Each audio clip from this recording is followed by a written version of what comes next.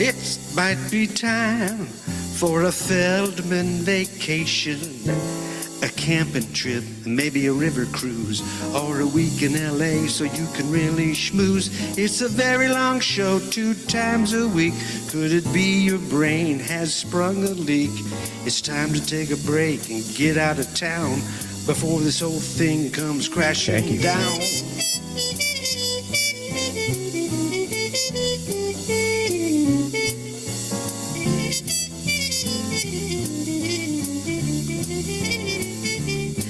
Have you thought about doing a best of show? You could mine the archives and save some dough with all the crazy stuff happening each day.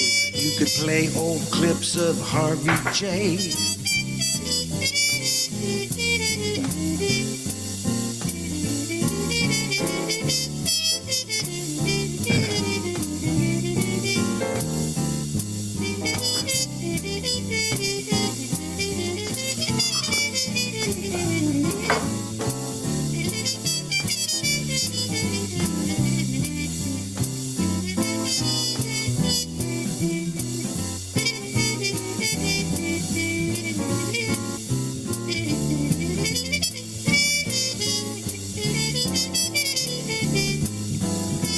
It's time, I'm sure, for a Feldman vacation. So go up to Nantucket, find the man who can suck it. You better do it now before you kick the bucket. You better do it now before you kick the bucket. You better do it now before you kick the bucket. Thank you so much, Professor Mike Steinel. Welcome to the Mop-Up. I'm David Feldman. The temperature is 67 degrees and partly cloudy. It's October 27th, 2024. Well, there are 11 days until the midterms, with early voting already taking place and some good news for Democrats. Here is CNBC this morning. GDP third quarter up 2.6%. Better than expected. Doesn't look like we're in a recession. That's a pretty good number. Is that why stocks are up? Is that why stocks are up? No, stocks are up because despite an economic slowdown for the past 6 months, corporations are surprising analysts with pretty good third quarter earnings. Coca-Cola, which kills people, is up. Why? Because of inflation. They can charge more for that crap. Like Shell, for example. Shell reported record profits. They doubled over last year. Record profits. In the past 3 months, Shell's profits were close to $10 billion. In the past 3 months, I wonder why. Good management. Maybe they fixed the blend. Maybe it's a better blend and everybody just wants Shell gasoline. They will increase their dividend by 15% and will spend billions of those profits on drilling for new oil. I'm just kidding. No, they're not drilling for new oil. They're going to buy back shares of the company in order to artificially raise the price of the stock.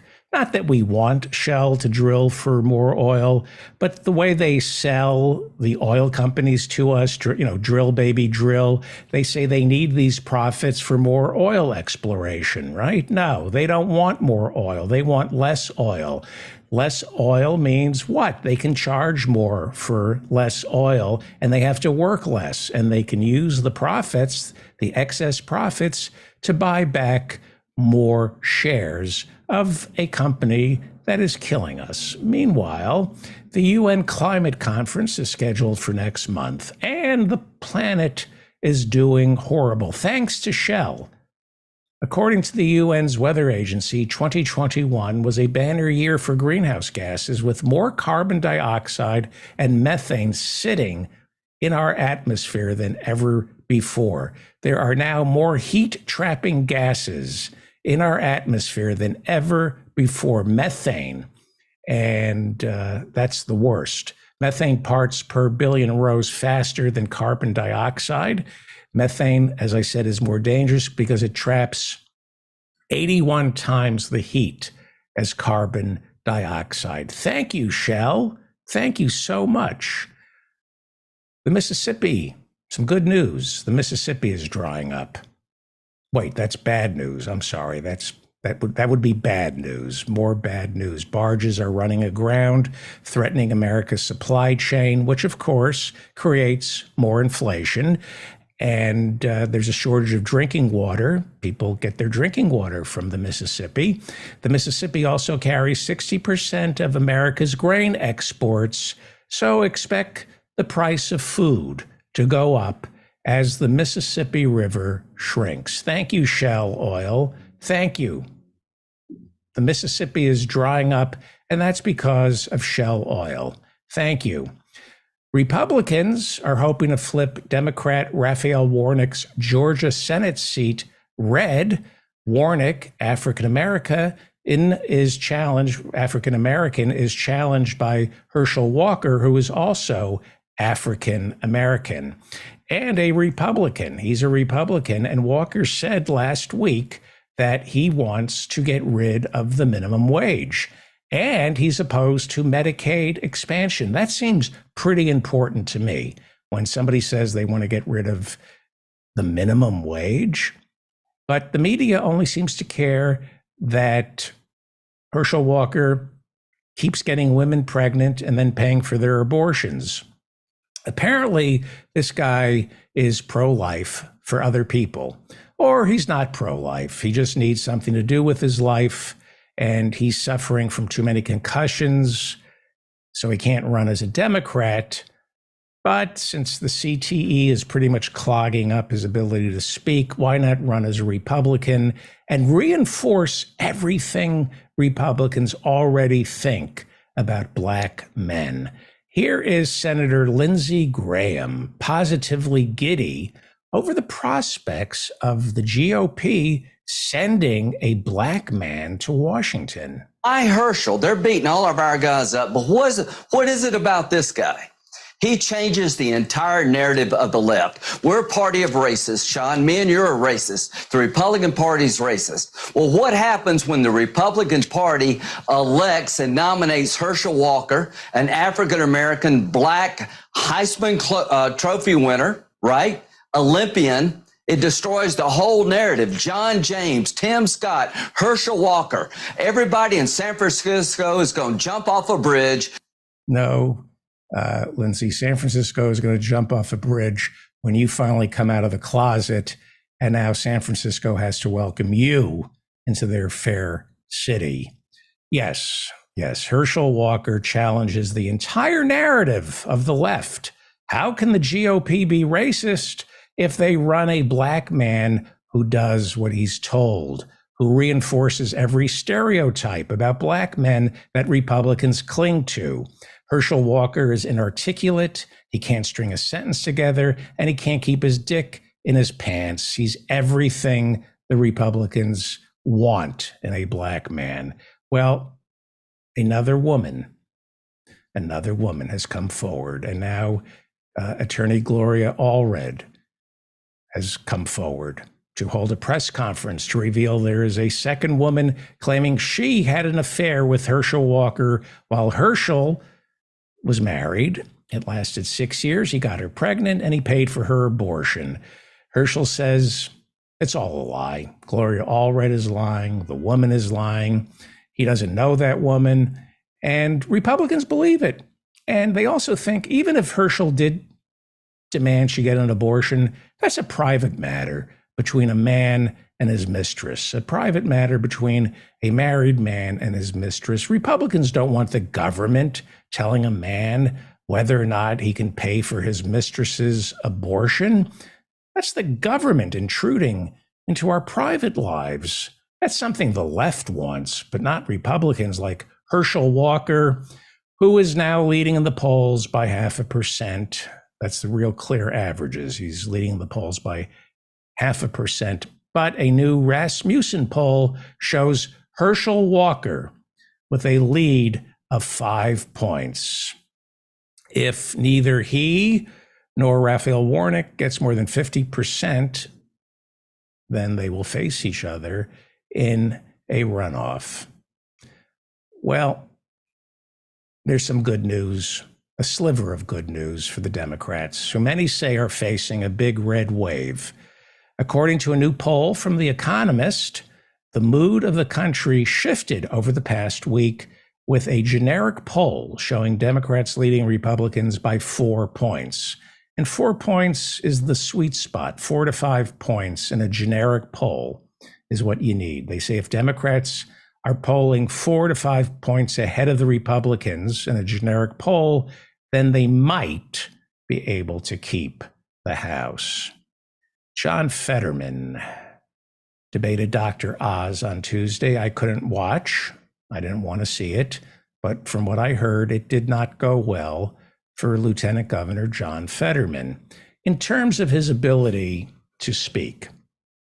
And I think that should be a plus. Not everyone can speak. Like Herschel Walker, not everyone can speak. The difference between Lieutenant Governor John Fetterman and Herschel Walker is that John Fetterman, his heart is in the right place. And if he's having trouble speaking, that's a plus.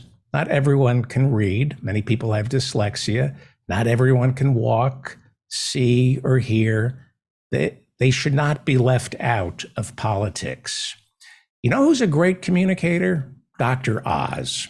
That's why he's made hundreds of millions of dollars conning Americans into buying hickory root supplements to make their boners hard. Fetterman is authentic, and he's what we need in Pennsylvania. He's what we need in America. I really like John Fetterman. He doesn't own a suit. He's a real person who is unlucky. He's had some bad luck. And we need more leaders who have had bad luck. America is about luck. The lucky think they made it on their own, and the unlucky, well, they're just expected to be punished for being unlucky. There is no such thing as an American dream, no puritanical work ethic. There's just luck. It's not hard work. It's just luck. Who your parents are, where you were born, what you look like, your health, your physical and mental health, and who gave you a helping hand. Were you lucky enough to get a helping hand? It's all luck. Fetterman has had some bad luck, like FDR after he contracted polio. And when you have some bad luck, you understand that people's lives change in an irregular heartbeat. So for Dr. Oz to make an issue out of this, a heart surgeon to mock a stroke victim, well, that's par for the course in this Republican Party, a party that offers nothing other than cruelty. It appeals to other unlucky Americans who think, hey, if I can be cruel, then I'm not unlucky. That is the appeal of the Republican Party. Vote for a bully. I'm a bully. Come join me and bully others. Let's laugh at the weak, because if you laugh at the weak, that means you're strong. Well, there is some good news for John Fetterman. Apparently, he struck a chord, and right after the debate, he raised more than $2 million. And going into that debate, Fetterman was leading Dr. Oz by 2 percentage points in the latest Economist YouGov poll. We'll see if anything shifted after that debate. Hopefully he will win. Ted Cruz, Texas Senator Ted Cruz, was booed at Yankee Stadium on Sunday and then heckled by protesters while he was appearing on The View. The hecklers inside the studio audience of The View were so loud you could barely make out what Whoopi and Joy Behar were screaming at Ted. Ted has one friend, just one, and his name is Senator Mike Lee. He's from Utah. And the two men have a lot in common, and that is everybody hates them. Everybody hates Ted Cruz, and everybody hates Senator Mike Lee from Utah. Mitt Romney, the other senator from Utah, won't give Mike Lee any money. And Mike is facing a third-party challenge from Republican Evan McMullin, who is running against him as an independent. And Ted Cruz is worried He thinks his friend Mike Lee might lose. This had been considered up until a few weeks ago a safe seat for Republican Senator Mike Lee, who was running unopposed. The Democrats just weren't running against him, but this Evan McMullin, ex-Republican, offers an alternative for Republicans. You can vote for Evan McMullin, and you're still kind of voting for a Republican, and that's why Evan McMullin is gaining on Lee in the polls. This was after a dismal debate performance earlier this month. Mike Lee, lawyer, is refusing an offer from Fox News to debate McMullin once again. Well, debates probably don't really matter. After a dismal showing against Democratic Congresswoman Val Demings, Florida Republican Senator Marco Rubio still holds a commanding lead over her. Donald Trump will be holding a rally in Florida next week to support Rubio, but guess who has not been invited? Governor Ron DeSantis. Trump reportedly thinks DeSantis is disloyal for planning to run against him for the 2020 presidential nomination. Hillary Clinton said this week that right-wing extremists in the Republican Party have a plan to steal the presidential election in 2024, and that plan is convincing Hillary Clinton to run again as a Democrat. If you remember, Hillary had the 2016 presidential election stolen from her when right-wing extremists tricked Hillary into thinking people who live in Wisconsin and Michigan weren't allowed to vote, so there was no point in campaigning there. Let's listen to Hillary more. Meanwhile, early voting has started in Arizona with armed Republicans standing out in front of ballot drop boxes, checking to see who's voting, taking their picture, photographing their license plates, insisting they're doing election security. The Arizona League of Women Voters filed a federal lawsuit today trying to prevent 3 organizations from standing in front of Arizona drop boxes. Those organizations are the Oath Keepers. Remember the Oath Keepers? They gave you January 6th. The Lions of Liberty and Clean Elections USA, which is run by QAnon followers. Meanwhile, Senator Mark Kelly is running for re-election in Arizona against Republican Blake Masters, and that is a race that seems to be tightening, with Democrat Senator Kelly leading by a little under 2 points in the Real Clear Averages polling data. In the race for Arizona governor, Republican crackpot and election denier Kari Lake is moving ahead of Democrat Katie Hobbs. She's leading with a Real Clear Politics average of more than 3 percentage points. Brittany Griner, the 32-year-old WNBA star, will continue to languish inside a Russian prison after falsely convicted of drug smuggling when she was found to be carrying vape cartridges containing hash oil back in February while traveling through Moscow's airport. Griner was sentenced to 9 years in prison, and yesterday a 3-judge panel denied her appeal. Giorgia Meloni is Italy's new prime minister. She was elected last month representing a party with deep ties to Benito Mussolini's fascist party. Meloni ran on Christian family values. She attacked the LGBTQ community, abortion, and of course, migrants. In her first speech before the Italian parliament on Tuesday, Meloni said she's not a fascist. She's appalled by Mussolini's race laws, said she will not tolerate Russian blackmail, and believes in the European Union. We talked about Luella Braverman last week. She was appointed Home Secretary by British Prime Minister Liz Truss. Remember her? Braverman has made a reputation for herself as opposing immigration. Braverman was forced to resign last week after she used her personal email account to communicate with another member of the cabinet, and that was considered a major security breach. But the new Prime Minister, Rishi Sunak, announced yesterday he was giving the xenophobic Luella Braverman her job back. Sunak also reversed a decision by his predecessor and has reinstalled the country's ban on fracking. More trouble for Kanye. Adidas dropped him this week after Kanye continues to refuse to apologize for making anti-Semitic remarks.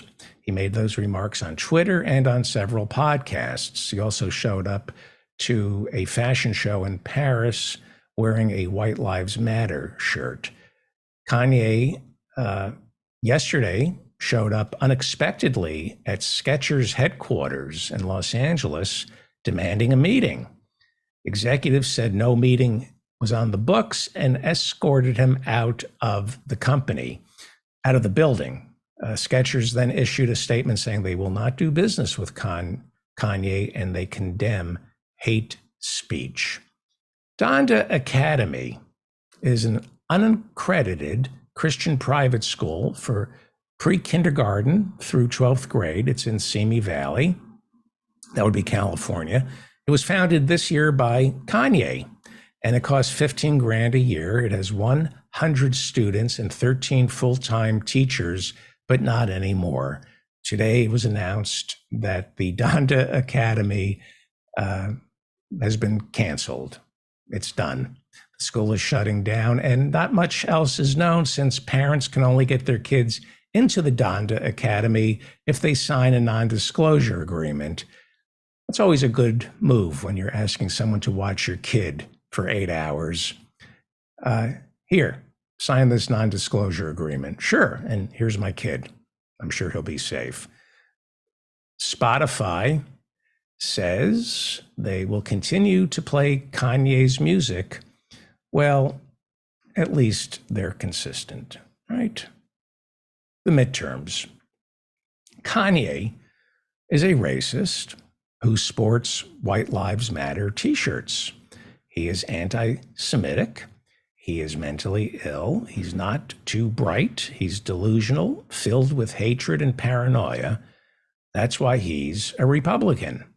Republicans love black men so long as they're not too smart, as long as they're sick in the head. Why is that, Lindsey Graham? We're a party of racists, Sean. Me and you're a racist. The Republican Party's racist. That's right. And they hate everyone. They hate everyone, not just black people. Here is Governor Ron DeSantis debating Charlie Crist, the Democratic nominee for Florida governor. This week, they were asked about teaching critical race theory in our schools. And here is Governor Ron DeSantis.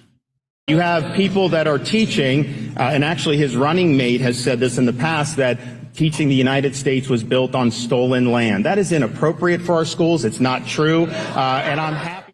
Yes, that is inappropriate. That land wasn't stolen. It was traded. The First Peoples said to the white Europeans, well, we want to trade you this vast expanse in exchange for a blanket filled with smallpox. Would you happen to have any blankets filled with smallpox? We'll give you all of this.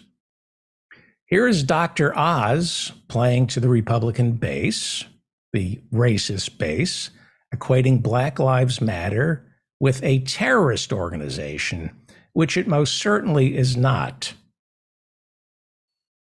Do you support the Black Lives Matter movement? I don't, because I think it was a hijacked effort to address some of the deep problems we have with race in America.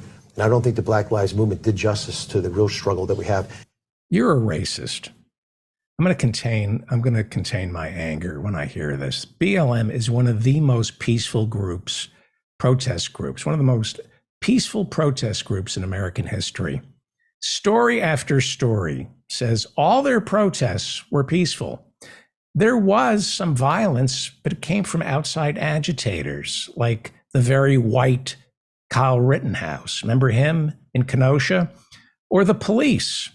I've talked about this countless times on the show. The Washington Post has written extensively on the 2020 protests. BLM, according to the Washington Post, didn't start any of the violence. The New York Times has reported on this. The New York Times says it was the police who created the violence. The Washington Post says the 2020 protests only got violent when the police showed up and began roughing up the BLM protesters. Yes, there were some people who were setting fire to cars, cop cars, but that wasn't BLM. Those were agent provocateurs and outside agitators. It is a lie, a racist lie, to call BLM violent, but Republicans do that because we're a party of racists, Sean. Me and you're a racist. The Republican Party's racist. Thank you, Lindsey. Thank you for saying that. At least you're being honest. Senator Marco Rubio also perpetuates the lie that protests in 2020, that the protests in 2020 were far worse than January 6th. Here is Marco Rubio telling Fox News what Republicans are going to do the minute they take control of the Senate. We have to use our oversight role that we have to now, we should have hearings, for example, on the riots of the summer of 2020. There's been no accountability about the summer of 2020. Who was behind it? How much did the political rhetoric lend itself to it? For example, these efforts to bail people out of jail in 2020, how many people did that encourage to come back out and do that all over again? This is just racist dog whistle. That's just a racist dog whistle. It's just not true. The protests were peaceful. Go read the reporting done by the Washington Post and the New York Times. BLM did not spark violence. Violence was sparked when the police showed up and decided to get violent. It's a lie, but that's what the Republicans run on. Why do they do that, Lindsey Graham? We're a party of racists, Sean. Me and you're a racist. The Republican Party's racist. That's right. At least Lindsey Graham, at least you're being clear-headed. Tudor Dixon is running for governor of Michigan. She's a Republican, and she debated Gretchen Whitmer, the Democrat incumbent. Here is Tudor Dixon, Republican, playing to the Republican base. And we need to make sure that we hire more cops, and they know we have their back, and we're going to get out of their way and let them do their job. Yes, get out of their way. Let the cops do their job. That's it. Just racist dog whistles. That's how the Republicans win. Racist dog whistles. Why do they do that? We're a party of racists, Sean. Me and you're a racist. The Republican Party's racist. Yes, that's how they win. That's how they win. The Republicans are the party of racists, and they demonize Black people. Read Lee Atwater's Deathbed Confessional. Look it up, where he talks about dog whistles. You know, you can't use the N-word anymore as a Republican, so you say things like welfare and busing. And now it's BLM, the BLM protests. This is what gets the Republican base out: hatred for people of color. The Republicans are the party of hate. They demonize people of color, and they demonize the LGBTQ. They offer nothing other than hate. Here again is Charlie Crist calling out Florida's Governor Ron DeSantis. Here he is calling Ron DeSantis an anti-science homophobe. And watch DeSantis's reaction. He's a bully, and look what happens when a bully gets spoken to. I'm pro-business. I want to make sure we keep our businesses open. I'm not the governor who attacked Walt Disney World because they deigned to express their point of view. I'm not the governor who attacked the cruise industry because they just wanted to make sure that their customers weren't sick before they got on the boat. That's you. You're the most anti-business governor I've ever seen. That's time, Congressman. Governor? They are anti-business, by the way. They've sold this lie that they're the pro-business party. Go look at how the stock market does when Republicans control the White House. Democrats do much better for big business. Not for the working class, but I don't know if that's a selling point for the Democrats to call them a friend of business. I think all our problems started there when they started sucking up to big business. Ronnie Jackson is a congressman from Texas. We've talked about this lunatic. He was Donald Trump's personal physician, and now he's a congressman. And he's demonizing the LGBTQ. He's running for re-election against drag queens. He will not stop tweeting against the threat of drag queens in Texas. Here's his latest tweet, and there are many on drag queens. He writes, "I just learned there will be a drag show coming to Amarillo where young children will be allowed and encouraged to attend. This is sick. Children should not be allowed to attend events like this. This needs to be shut down immediately." Yes, it's the drag shows that are damaging kids in Texas, not the assault weapons. That's his biggest concern. Drag shows. They demonize everybody. They demonize everybody. Here, once again, is Tudor Dixon accusing Governor Gretchen Whitmer of being weak on gender.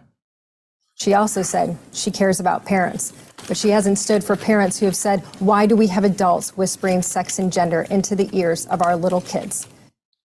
Sex and gender, sex and gender, sex and gender. Okay, go outside and play. Timmy, come over here. Sex and gender, sex and gender.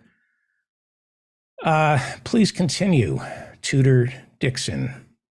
She also said that she cares about women, but she would gladly put little boys in your daughter's locker room. These are the worst. Obviously, the Republicans hate black people. They demonize the LGBTQ, and they celebrate cruelty. Here is Donald Trump at last Saturday's rally in Texas explaining how he would stop people from leaking. Now, note that there were leaks throughout his presidency, but once he gets back into the Oval Office, this time around, this is how he's going to deal with leakers. And you say, who is the leaker? National Security. And they say, we're not going to tell you. They say, it's okay, you're going to jail. And when this person realizes that he is going to be the bride of another prisoner very shortly, he will say, I'd very much like to tell you exactly who that leaker is. It was Bill Jones. I swear he's a leaker. And we got him. But they don't want to do that. Yes, it's all about cruelty. It's all about promising to punish people. They don't really do it, but it feels good. Politics is a blood sport for Republicans. They offer nothing. They offer nothing. They promise to torture. Torture doesn't work, but it's fun because it's cruel, and that's what Republicans have to offer. Jurors in Michigan convicted 3 men on Wednesday for plotting to kidnap Michigan's Democratic governor, Gretchen Whitmer. This was back in 2020. See, the GOP is strong on law and order. So one would think that Whitmer's Republican opponent, Tudor Dixon, would know better than to trivialize a plot to kidnap and possibly kill a governor. But no, because the Republican Party loves being mean. They love bullying. They love taking someone who's frightened and trivializing it. Here is Tudor Dixon, candidate for governor of Michigan, trivializing this plot to kidnap the Democratic governor of Michigan. For someone so worried about being kidnapped, Gretchen Whitmer sure is good at taking business hostage and holding it for ransom. Do you realize how offensive that is? Do you realize that Gretchen Whitmer, regardless of what party she belongs to, there was a plot that the FBI kind of came up with and tricked some people into following through with to kidnap the governor of Michigan. Now, granted, it probably wasn't a real plot. and that the FBI, it was like a sting operation that the FBI dreamed up. But you don't trivialize a sting operation that would have kind of sort of gotten the governor of Michigan kidnapped and kind of sort of, it was kind of scary, had it been real, had the FBI not played a major role in all that. So I'm all for sting operations, by the way. So the GOP is racist. They demonize the LGBTQ. They love cruelty, which is why they call themselves the Party of Christ. They self-identify as Christian nationalists. I've said this before. I'm more of a Christian, and I'm Jewish. I'm a better Christian than these people. Here is a Trump supporter last Saturday in Texas being interviewed before going in to hear Donald Trump speak at that big rally. Here is a Trump follower and a disciple of Christ. The biblical principles that Trump embraces is what I really like about him. I've never heard another president invoke the name of God and Jesus more than I've heard President Donald J. Trump. And that's the main thing for me, is that he's embracing biblical principles and follow the Bible, and you can't go wrong. I love that. And he got the kids out. He's embracing biblical principles. Yes, he's a man of God. Here is another disciple of Christ and Trump who was interviewed before she went in to see Donald, and she has a message for Donald Trump. Message for Trump. I have a message from the Lord for him, and I need to get that message to him, to tell him that he is to call this nation to fast, pray, and repent, including himself and all the leaders, even faith leaders, because God wants his people back. I'm sorry, you want Donald Trump to do what? Fast, pray, and repent. You want him to fast, pray, and repent.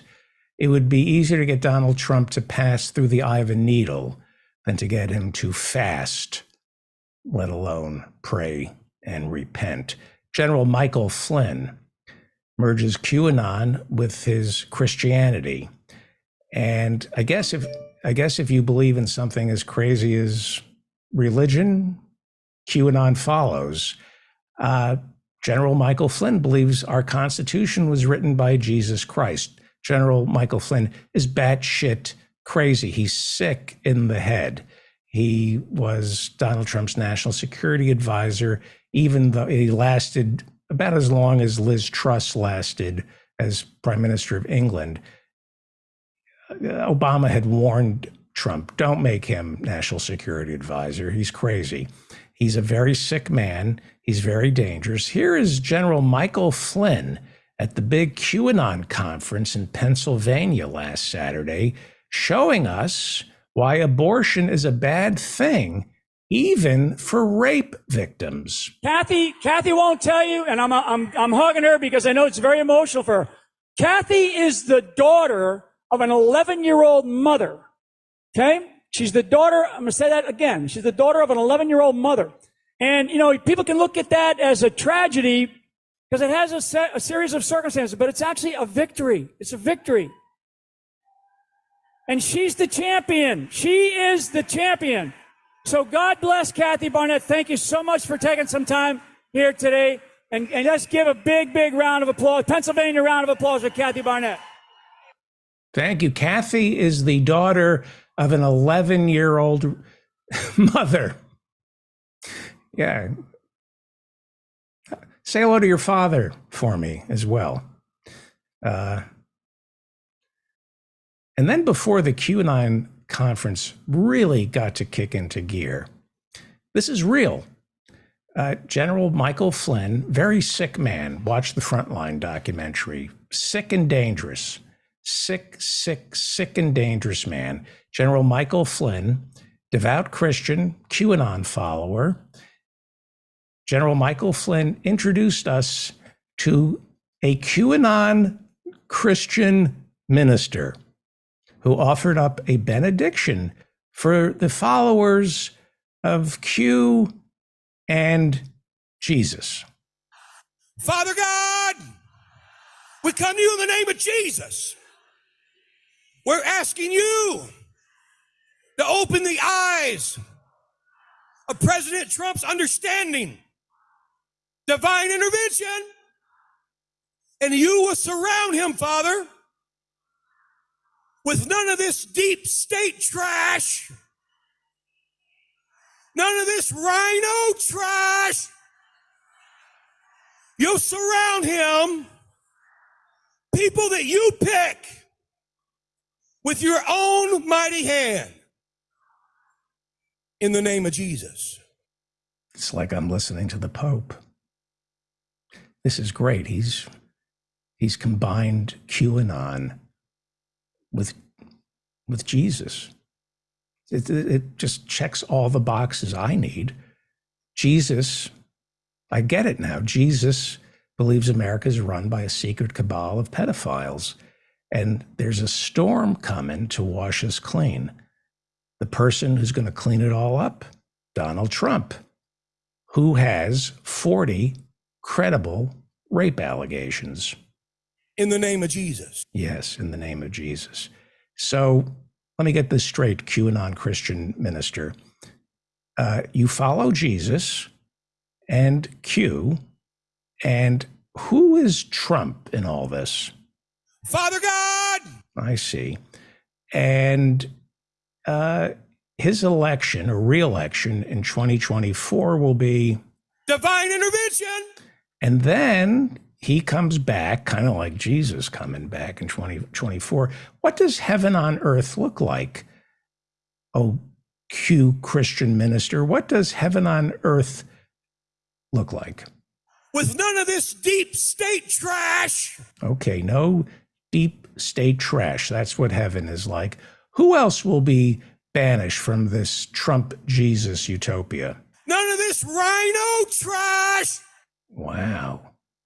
And wow. So heaven means there's no deep state trash. Okay. And no rhino trash. Okay. And Trump is Father God. Okay. And you're a member of Q and a disciple of Trump. In the name of Jesus. Okay, it's beginning to make sense. This QAnon conference that merges Q with Christ and Trump, it's just everything I was looking for. I'm lost, but now I've been found. Well, after the benediction from the Christian QAnon Trump devotee, after that, the crowd was primed for the Son of God, Eric Trump, to go before the QAnon Christian group and call God. Eric Trump called God. We're going to call him quickly. Does that make sense? So, Dad, you have an amazing crowd. I'm here in Pennsylvania.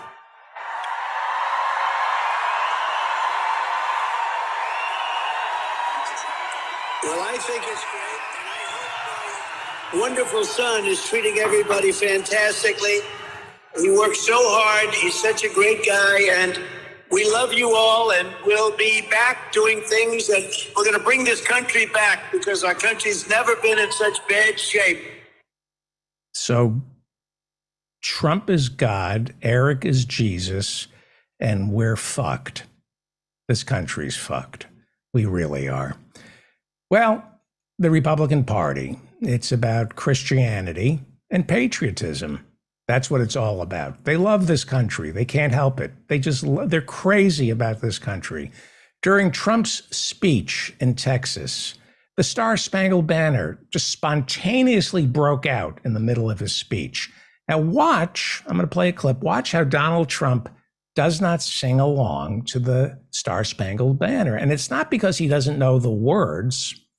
It's because he doesn't even recognize the tune. He has never Every time I've seen the Star Spangled Banner sung and he's in the shot, he doesn't sing the song. He doesn't know what the Star Spangled, he would sing along if it were Deutschland, Deutschland über alles, or the Horst Wessel song. He can sing the Horst Wessel song backwards. So watch Donald Trump in the middle of his speech, watch him hearing the Star Spangled Banner.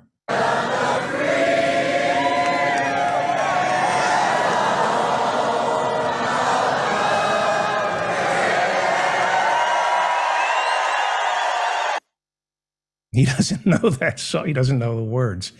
Well, how did the Star Spangled Banner get sung spontaneously at his rally in Texas last week? Newsmax, after the rally, they were on this, and they found the guy who orchestrated it.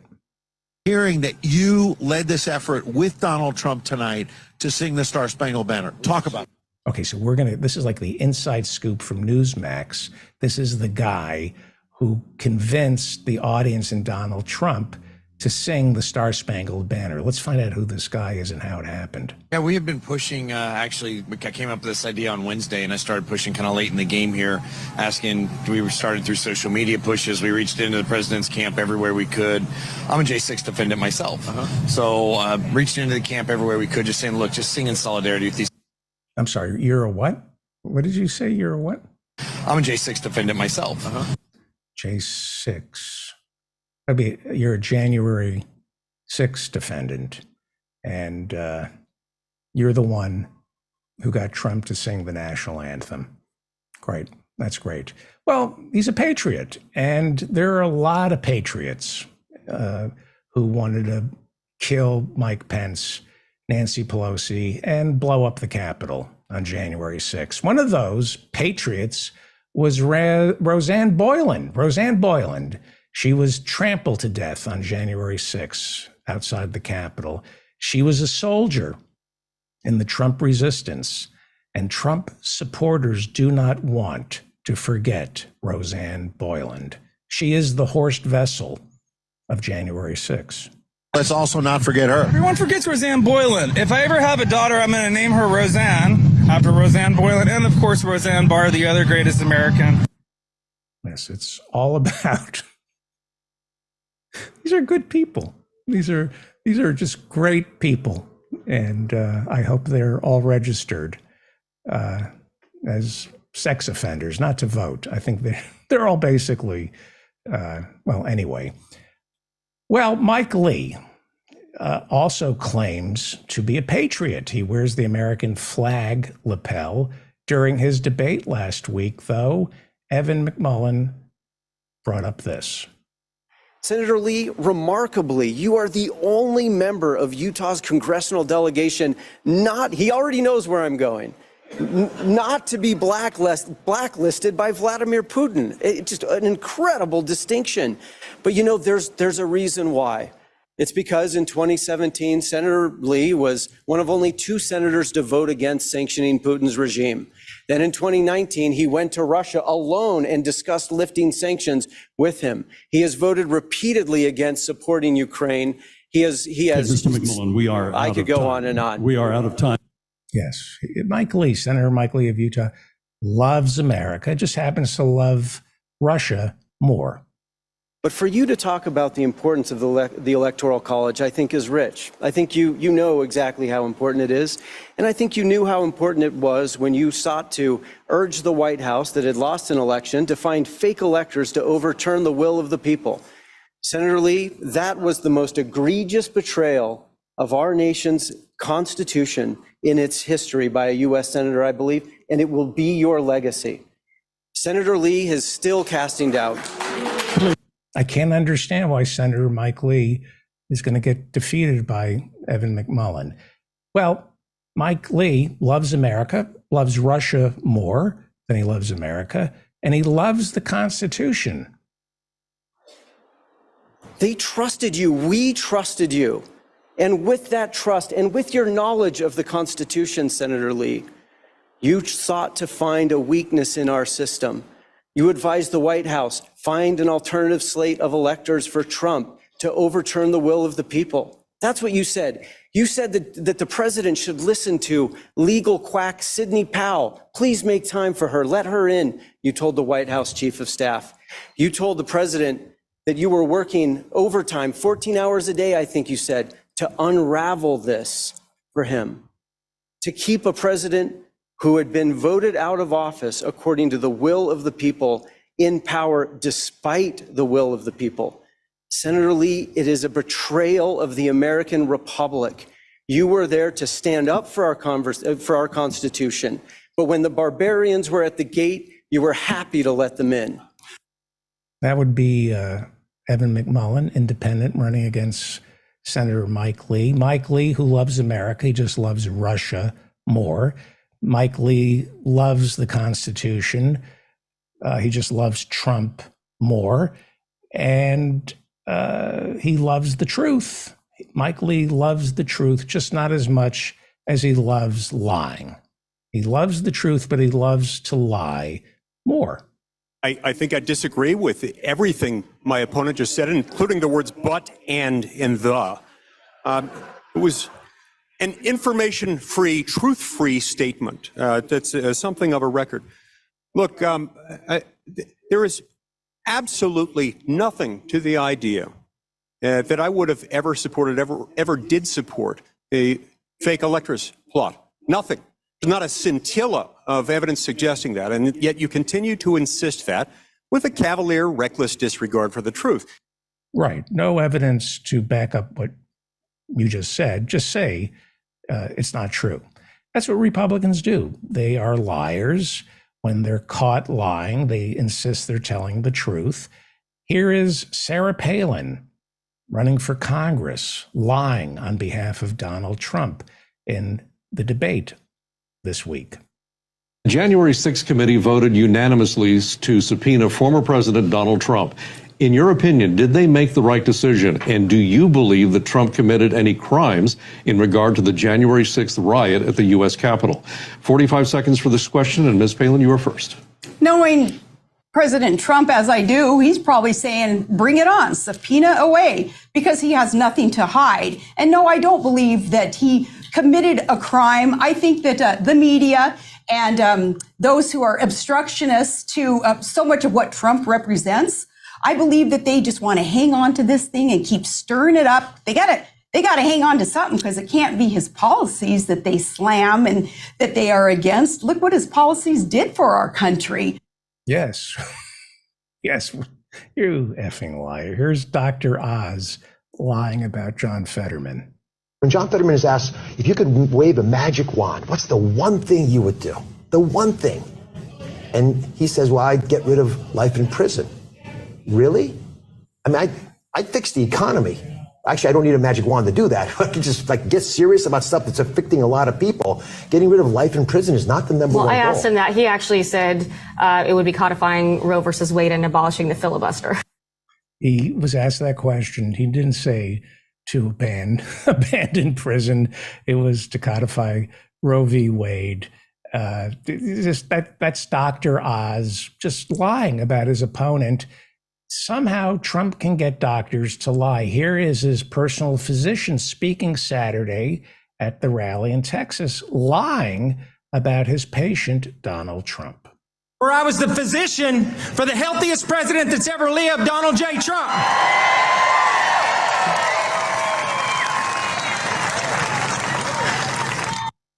Yes, very healthy man. Mentally healthy, physically healthy. We should all be. We should all try to find out what Donald Trump's secret is. They lie, they're racist, they demonize the LGBTQ, they love cruelty, and they love conspiracy. They love conspiracy and paranoia. Here is Congressman Ralph Norman. Subpoena as many people as we can. We're going to hopefully have consequences, starting with Mayorkas, Wray with the FBI. I mean, a whole host of things. The whole administration is a rogue administration. And I guess we all know Joe Biden is not running this country. There is a cabal of unelected elitists who are running this country. Probably Barack Obama is involved, probably Eric Holder, but who knows? We know it's not Biden. Yes. Well, they see conspiracy where there is none. They're paranoid. And most importantly, they're as dumb as their voters. Dumb people need conspiracy theories. They need these cabals, these secret puppet masters to explain away all their inadequacies. That's how Republicans operate. They are stupid. They are stupid, ill-informed people. Their voters are stupid and their candidates are stupid. Abraham Lincoln once said, "A house divided by itself cannot stand." Something like that. A house divided by itself cannot stand. Here is the amoeba brain of Sarah Palin trying to quote Abraham Lincoln, who basically said, "A house divided by itself cannot stand." Lincoln had said, President Lincoln, he had said, no foreign power will ever crush America. They have no chance against us, especially against our military. However, we should be cognizant of this. We would be crushed from within if the division gets any more rancorous, if it gets any worse than it is. We need to protect our foundation. Thank you. You idiot. You use the word cognizant.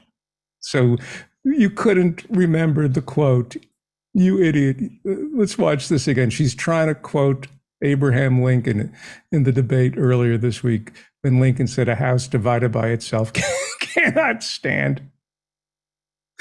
Lincoln had said, President Lincoln, he had said, no foreign power will ever crush America. They have no chance against us, especially against our military. However, we should be cognizant of this. We would be crushed from within if the division gets any more rancorous, if it gets any worse than it is.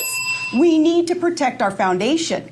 You protect protect the foundation so the house divided by itself can stand. I cannot stand Sarah Palin. She started it all. Reagan started it, then George Bush started it, and then Sarah Palin started it, and then Trump started it. And let's meet some people who love Donald Trump. Opened the people's eyes to the corruption in this government. He did more than any president in the history of this country. That is a Trump supporter outside the big rally waiting to go see Donald Trump. Tell us more about yourself. It's my 30th rally. Drove 17 hours. 17 hours, got here Wednesday. I'm from East Tennessee, near the Smokies. 30 hours to go see Donald Trump. And what do you do for a living? By the way, she raises mules. I raise mules. I love the hat.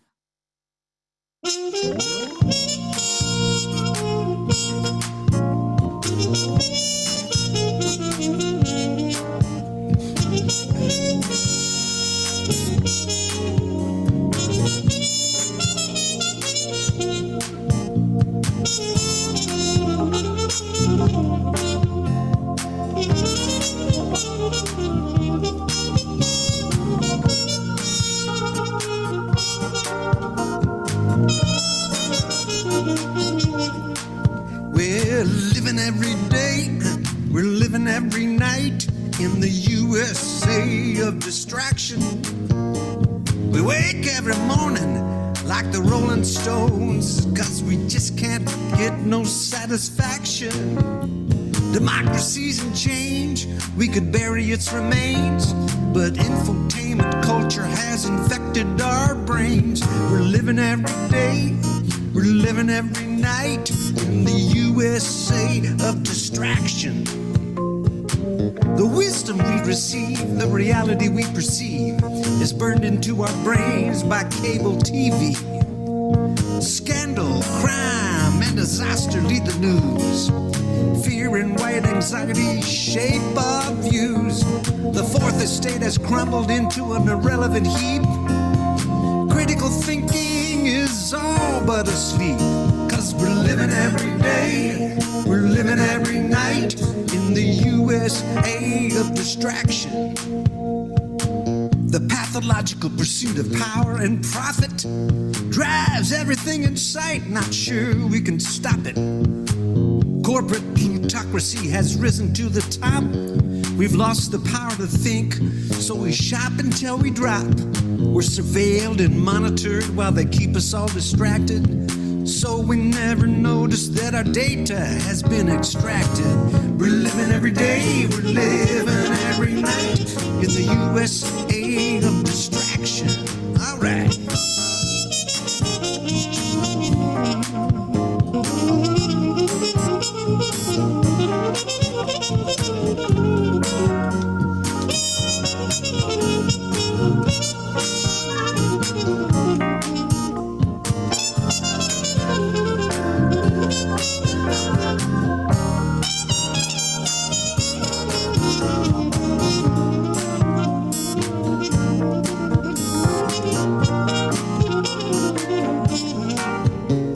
Reagan agenda, a libertarian notion of sweeping deregulation has been put into motion.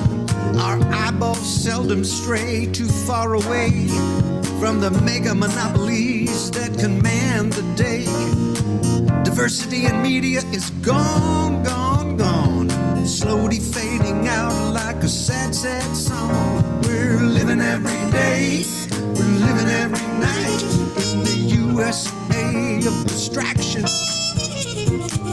The telegenic spectacle of tabloid celebrity has squeezed out any room for social integrity. With profits to be made and minds to be molded, the media crushes the truth even when it's been scolded. It's books now more than ever that people need to read. Folks are hypnotized by their Twitter feed. We're living every day, we're living every night in the USA of distraction.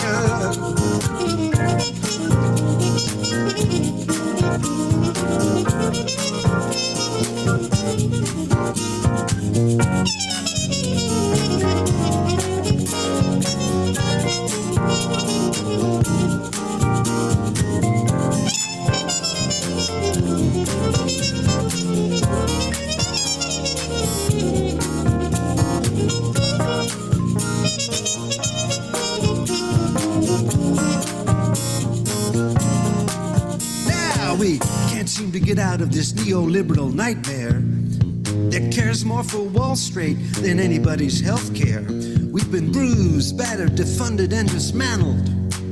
We've been diminished, infiltrated, manipulated, and manhandled.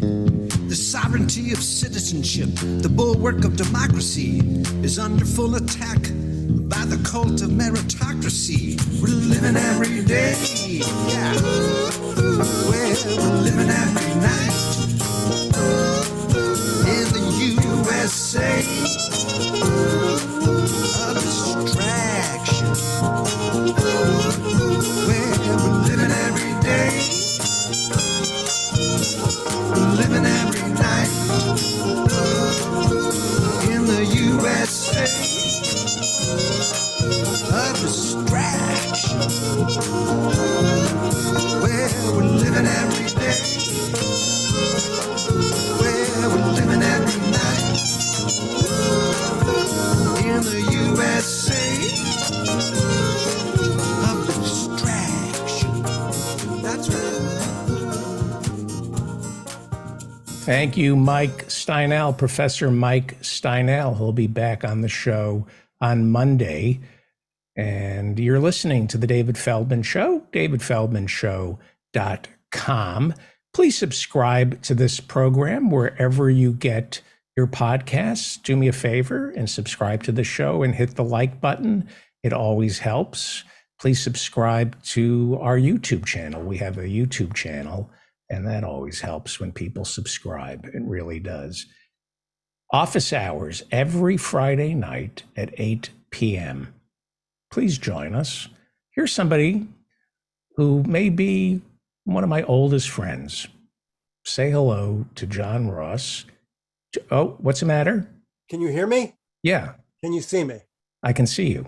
Oh, wow. Okay, great. My laptop got dropped today, and the whole side of my screen is kind of blurry lines over here, but apparently the camera and the microphone are Perfect. Yeah. Yeah. Wow. How about that? Well, look, I don't feel prepared at all. I just got home.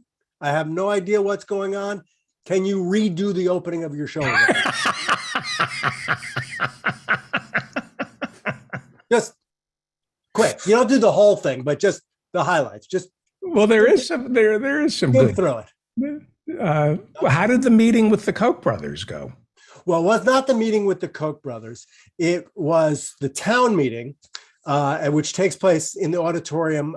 If you ever watched Parks and Rec, I know you haven't, but many of your, let me talk to your audience. It's like the town meetings in Parks and Rec, only about 100 times funnier and more painful. So this was the biggest one we'd ever had. It was well over 300 people there.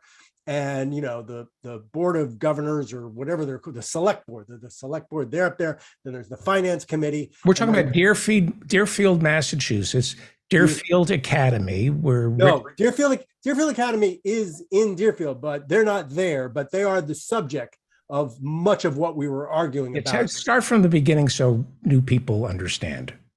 Well, I live in a town called Deerfield, and Deerfield has the select board, and then you have the finance committee, and all sorts of different issues come up, and you have town meetings and where things are discussed, and they're the rules of order? What are they called? Robert's Rules of Order.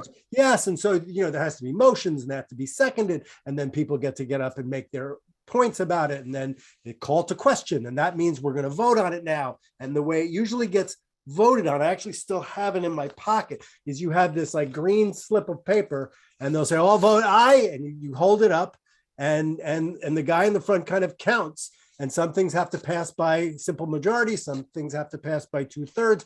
One of the things we were arguing about was there's a rule back from 1935 about how much the city has to pay for new sewer additions, and whether it's a minimum of 25% and a maximum of, and the rest goes to the users.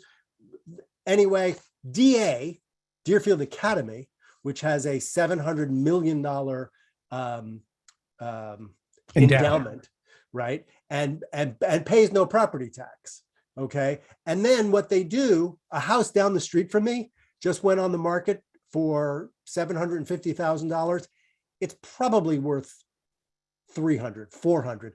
Deerfield Academy buys it, takes it off the market, and no longer has to pay property tax on it because they're a nonprofit, you see. So whoa. So they're buying up our property, creating a housing shortage. Well, it may be a housing shortage, but the bigger problem is that we're not getting the property tax on that house anymore. This is evil. This is effing evil. And so the new sewer system needs to go in, and we're bound to, according to the current rules, the town would be bound to pay at least 25%. The rest would go to user fees, which would be theirs, but we'd still have to pay 25%. And there's only, I think, 4 families on that line, and the rest of it is Deerfield Academy. And there are people who are obsequious to actually one of the select board men, his kid is going to Deerfield Academy, and his kid is not that smart.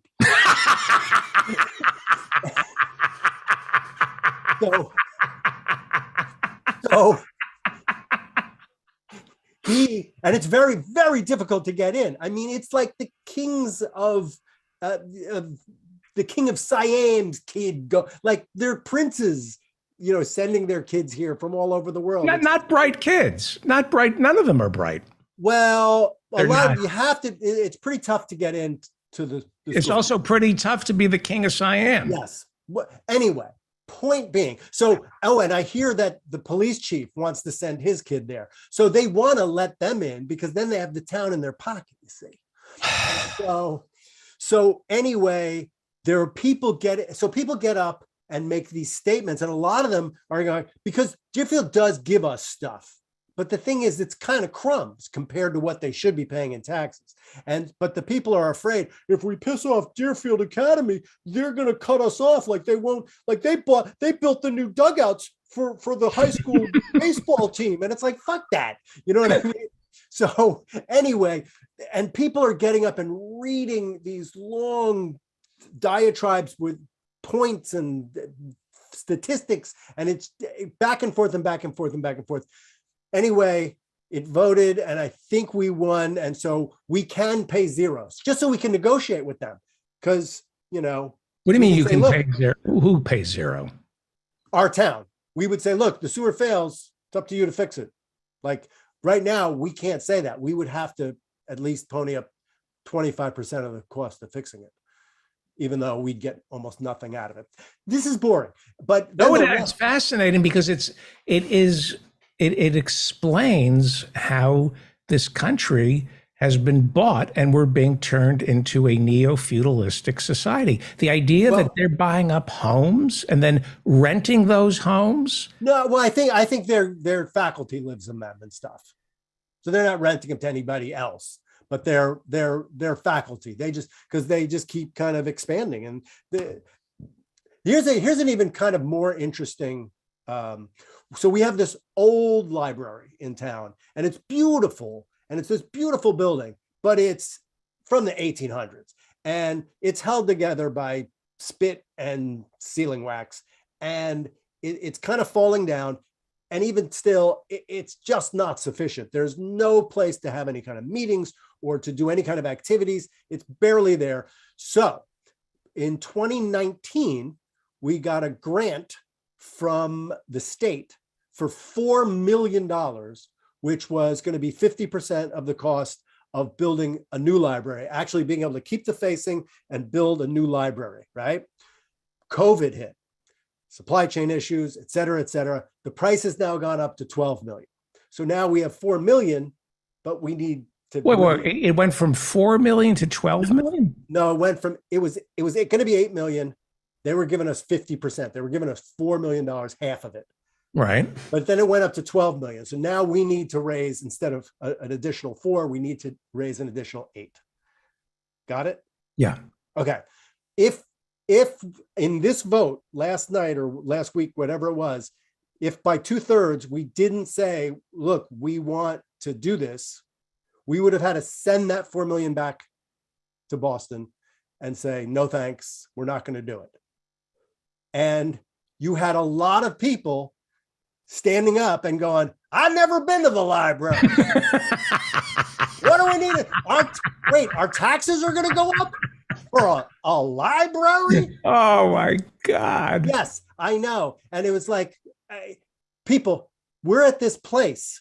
If we let this library go, like if we don't build it now, we're never going to build it. It was going to cost 8. Now it's going to cost 12.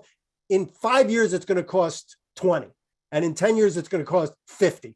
You know what I mean? You'll look back and go, oh my God, we built it for only $12 million. You got to build this thing now. If you don't do it now, you're never going to do it. And you're going to be, okay, we're a town without a library. And then you're going to be, we're a town. And you're just going to be on this downward trajectory. We either have to decide, yes, we're investing in our town. It's like a new capital improvement on your house. It makes your house more valuable. I wanted to stand up and say, I know you never go to the library, but it's going to make your house more valuable that you live in a town with a decent library. Unbelievable. There are a lot of people speaking against the library. My wife got up and made a very moving speech that I think moved some people. She's moving. We're moving out of Deerfield. No, and it won, but it doesn't mean, it means that there'll be a vote, a special election, but that only has to be majority, so 50%. So I think we kind of won the other night. So that's. I would love to go to these meetings. Oh, but you would be so entertained. There was the character.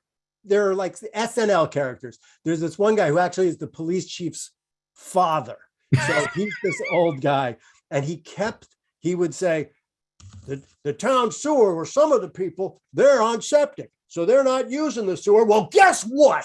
And he would have some other point, but he kept doing this, you know, and then they think it's fair to pay this. Well, guess what?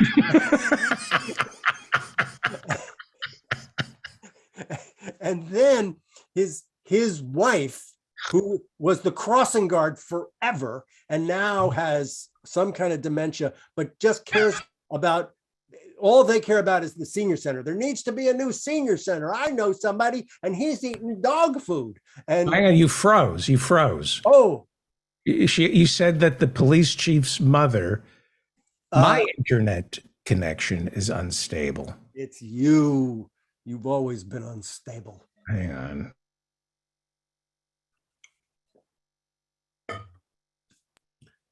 Oh, and all right, I'll talk to the people.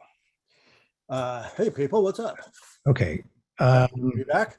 Okay, so you said the crossing guard. She was the crossing guard forever, and she starts telling these Bubamites, their grandmother's story. but this is the police chief's mother. Yeah. Are you sure you want to attack or make fun of the police chief's mother?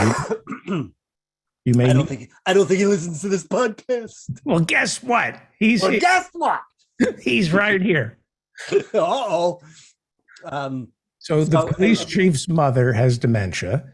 Well, she's just going on and on about that they're kids who don't have jackets, and the principal came to her and was begging her because these kids didn't have any clothes and they were poor, and and then there was this old guy who's eating cat food, and the moderator is kind of going, Miss, the library, could you something about the library, please? Because she was just going on and on. The meeting goes on forever, but eventually somebody is like, called a question. That means let's vote.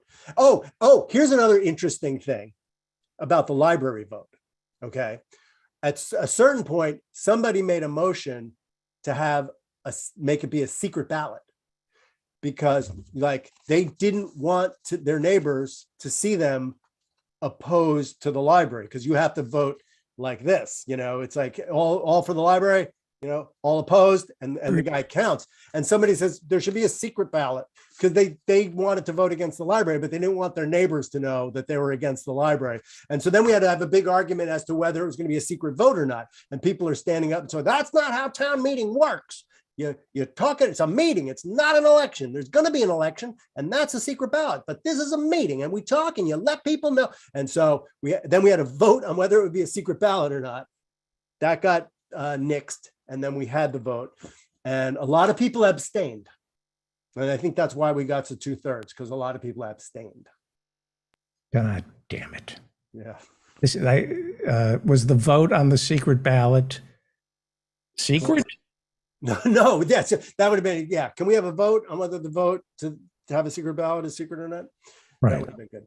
So where does this leave you? To me, it's fascinating. I'm always interested in local politics because it just reveals everything.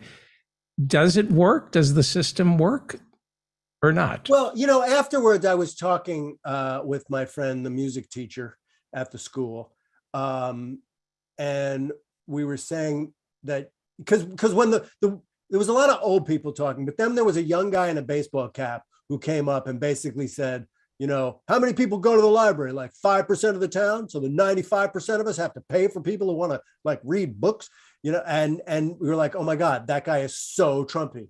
And I was so afraid that was going to carry the day. But it didn't. And we said, the difference between this local thing and what's going on in the rest of the world is, at least we were arguing about the facts. Nobody was saying, oh, it's not true that blah, blah, blah. You know what I mean? It was just like, is it worth paying this much more tax for the library? Yes or no? So we were arguing about what actually was, not like, hey, does the library exist? Is it, filled with demons, or, you know what I mean? There felt like we were talking about the same thing from the same basic facts. And that's just not what's happening in the country. That's the problem. If you can't agree on the basic facts, the fact that Herschel Walker that anyone's going to vote for him besides him, you're freezing on me. So I think it's you. It could be. All right. So all right. Here's my point.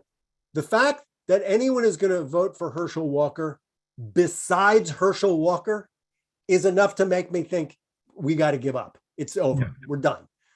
And he's leading. The new Rasmussen poll shows him leading. It's it's beyond anything I can even comprehend. It's beyond silly. The guy, he's worse than a character on SNL. It's like it would be too broad. If somebody played that dumb, you'd go, it's not even that funny. He's just like, you're overdoing it. Well, I stayed away from him because I thought it was inappropriate. He was somebody you don't want to make fun of because he's obviously had too many concussions. But then I thought, well, if they're running him to be the senator and he's against the minimum wage, he actually said he's against the minimum wage. But you can't even, it's like you can't even make fun. It's not even fun to make fun of him. It's, hitting the broadside of a barn. It's like, wow, you hit it. Big deal. I mean, I just don't even know what to do or say anymore. I'm lost. Do you feel safe in Massachusetts? Do you feel it's all noise, it can't hurt you? I do, but I mean, when you see the stuff that is potentially coming, I mean, if they take over the House and they take over the Senate and they impeach everybody and they make Trump, Speaker of the House and all those things, I don't know how I'm insulated from that. I mean, to some extent I am, but oh no. I'm hoping it's you and not me, because if it's me and the show is going to, I may have. Now I've lost you. That's the first time I've stopped hearing you. But yeah, now I hear you. I have a feeling I need to restart the show. Dan, are you there? That was my idea from the beginning, right? I wanted you to start the show. I know. Dan, are you there? Just reboot your computer, make me host real quick and do it. Somebody in the chat says that was Russ. So maybe I'm infecting your show. I may no. Dan, are you there? I'm like a germ. Yes, I'm here. Virus. I'm going to make you the host. I'm going to reboot.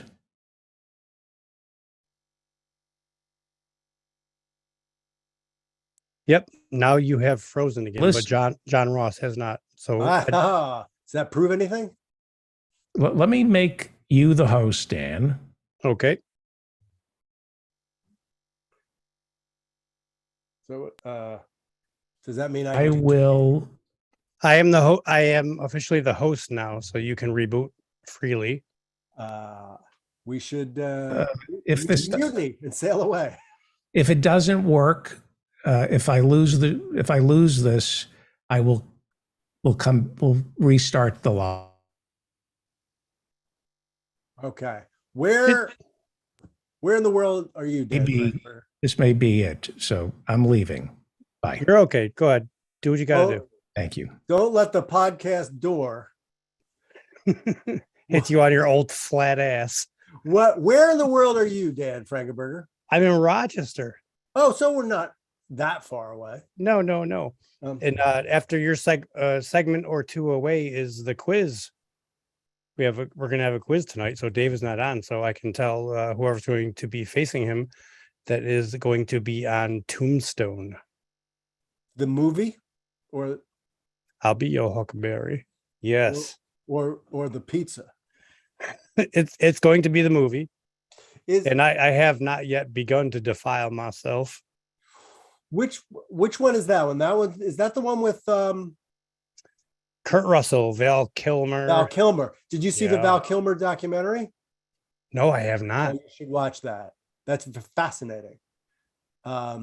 He was a guy who was from a very early time obsessed with video cameras and stuff. So he had a very early video camera and was like videotaping himself and everything. And so there's lots of footage of him on, the set of Top Gun and everywhere else. And he's making this documentary from a long time ago. But, he's lost his voice now, right? You know that. Right. So I forget who narrates it as him, but he took a wrong turn somewhere as far as kind of going for the big the big paydays, the big movies that would, blockbuster pictures. I think he could have been a really great actor and done some really good stuff. He was one of those guys who took himself too seriously and was so dedicated, but I think he has a reputation of being just like a pretty boy. But I think he could have been really good. So he got a little too much into his ego. Yeah. Well, into the ego, and also just like like when he did, what was the movie? The Doors movie. Yep. That basically broke up his marriage because he just wouldn't get out of character as Jim Morrison. He stayed in character as Jim Morrison night and day, like in the preparation for the movie, during the movie. And she was just like, yeah, you're an asshole. And that, I think, broke them up. He unsuccessfully Daniel Day-Lewis it. Yeah, well, I mean, successful in that I think he's good in the part, but I mean, you got to protect your, you got to know it's important, I think, a little bit. You got to protect your personal your life. Yeah, he didn't do that. But then the other interesting thing that's not really in the movie is, he got saved. It was like throat cancer or something, and he got an operation and chemotherapy and all that stuff at the urging of his kids. But he believes, he's like a Christian Scientist, he believes he prayed it away. But that's not really so much in the movie, because it's kind of his movie. But it's interesting. I don't know. I liked it. So there's your Tombstone background. Somebody wrote, "Don't let the doors hit you on the ass." That's pretty good. Tip of the cap there to somebody in the chatting it up. What else is going on? Boy, is this right? Did Dave, maybe he just took a powder, huh? Well, the thing is, David has been complaining about needing to get a new computer recently, because his drive got all filled up and such, and he got it this week. Oh, and so usually a reboot like this will take half a minute. But he's dealing with a brand new computer, so that might be part of the problem. Correct. So. Oh, Rochester. Did you ever? That was slowly I turned. Rochester from the Jack Benny Show. I'm 45. No, I know the Three Stooges. Rochester. I turned step by step. No, it's before my time too, but there were comedians. One in particular, Steve Pearl, who was sort of obsessed with old time stuff, and he used to do these bits. And Rochester was Jack Benny's butler on his radio show, and he talked like this. And you go, "Hey, Mr. Benny," and he was just a very funny character. And then there was this young guy, Dennis Day. So I'm going to do this whole bit for you, who go, "Hey, gee, Mr. Benny," and he was this young kind of bushy-tailed guy. And so the bit, here's the bit. It's Jack Benny. He goes, "Oh, Rochester, have you ever swallowed cum?" Was this in the 40s or something? This is his bit parodying, because this was kind of what all their bits were like, but this is him making it dirty. Very good. Have you ever swallowed cum? "Do you know, Miss Benny? I think you better ask Dennis Day that question." "Oh, Dennis Day, what does cum taste like?" "Gee, I don't know, Mr. Benny. What?" So then the joke becomes back. No, cut that out. I'm not going to share that with you. Yeah.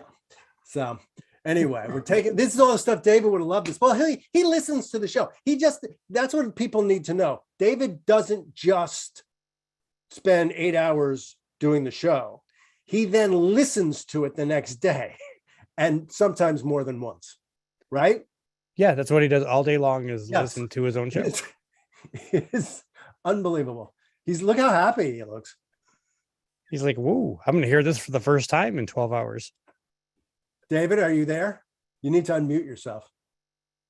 He's so sad. I just did the Steve Pearl, Rochester bit. We may see a new computer getting punted across a Manhattan apartment. Did you get it from like a guy on 14th Street or? I got computers. You need I ordered a computer and I got it in 8 seconds. It's a box with all like ratty duct tape. From a company called Amavan. All right, so we're just watching David look perturbed. I will do more material. I was so I dropped when's the last time you did stand up? Before the pandemic. So let me see. I had a joke idea written on my computer. I don't think it's oh wait, what's that say? Joke idea. Whoa.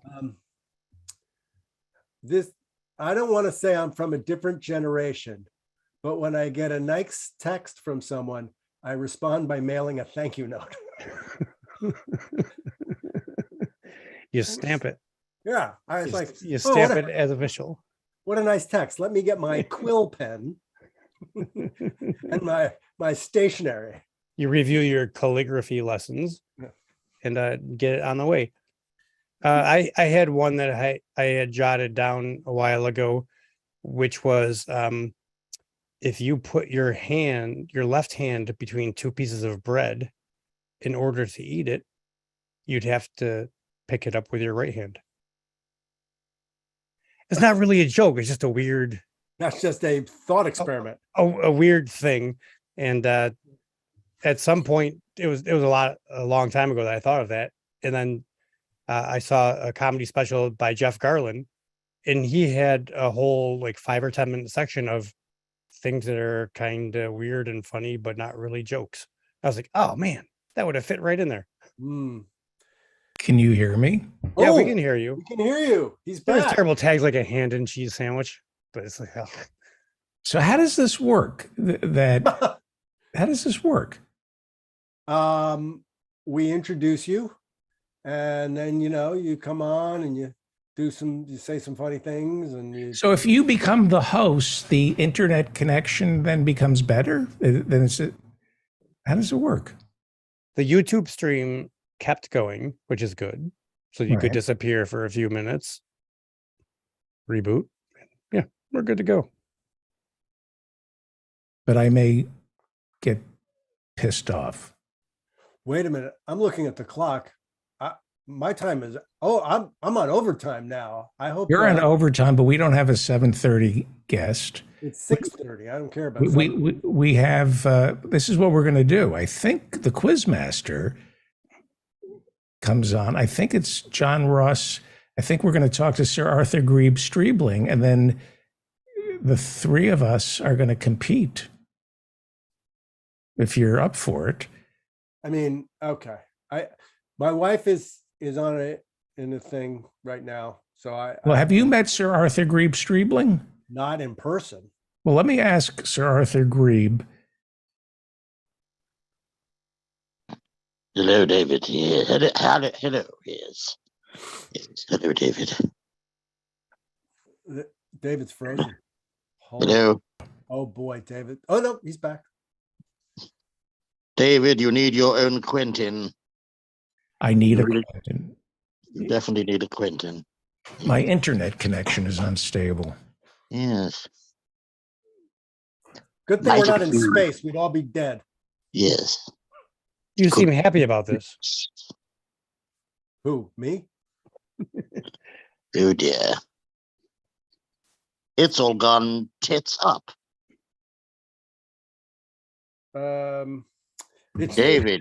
Yes, sir. How are you today, Sir Arthur Grebe? Well, frankly, I've got sore hands. Some bit of blistering going on. What have you been doing? I've been carving turnips all day for the inevitable ceremony on the 31st. The 31st of October in London would be what? Halloween, old boy. Oh, you celebrate Halloween in England? We invented it, old boy. Really? We just didn't commercialize it, yes. I see. And so what are you doing? I am awaiting the end of that sentence, David, because you seem to have gone off again. Yeah. I see David. Yeah. You're back. I'm back. You're back. I don't know if we're going to be able to do this tonight. And this, and this is one of your better shows. This is the big question is, am I going to lose it? If I completely lose it, Sir Arthur, and have a temper tantrum in front of everybody, it might be worth it. The good news when that happens, you're frozen when that happens. So you just claim that you were taking a deep breath. Yes. Well, have I been frozen, Dan? Yes. Yeah, 2 or 3 times in the last 3 or 4 minutes, you froze for like 10 seconds. I froze for 10 seconds. Yep. But the audio, I imagine, is still recording. So we need So to, you we need to and he froze right there. I think we should shut this down. shut it down. And we have a problem, and I need to fix it. So here's what I'm going to do. I'm going to shut down the YouTube stream, and I'm going to keep the Zoom room going, and then restart the YouTube stream once I fix my internet. I apologize to everybody for this. If you're going to do that, you got to make me host again. Poor people on YouTube missing out. Yes. Okay, so I'm making you the host. This is so sad. I know. Don't lose faith, YouTubers. I know there are much worse problems in the world. Yeah. Not many. Depends on one's perspective, David, doesn't it? Yeah. All right. What I'm going to do is I'm going to say goodbye to the YouTube audience, and to my podcast audience, just stay tuned because that's taped, so you won't notice that I've gone away. Okay. How could they possibly turn away now? I know. How do I stop? He can't generate a stream. I can't. Hang on. I need the host back. I need the host back. Prostate problem. Well, you have to take it back. I don't know how to give it to you. Do you want me to give it to you, the host back? Give But me if you the shut host. it down, if you do that, if you leave, the Zoom will end. No, I'll end the YouTube stream. Okay. And I'll give it back to you. Okay. So to my YouTube. You froze. Is that because it felt so good that I gave you the host? Just give it back to me. Give it back to me, honey. Okay.